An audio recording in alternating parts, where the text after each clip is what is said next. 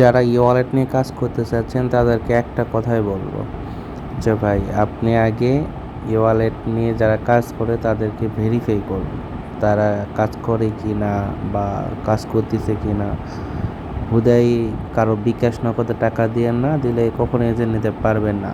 কোম্পানির লোক কখনোই বিকাশ নগদে টাকা নেবে না, কোম্পানির ক্লিয়ার অ্যাকাউন্টে নেবে।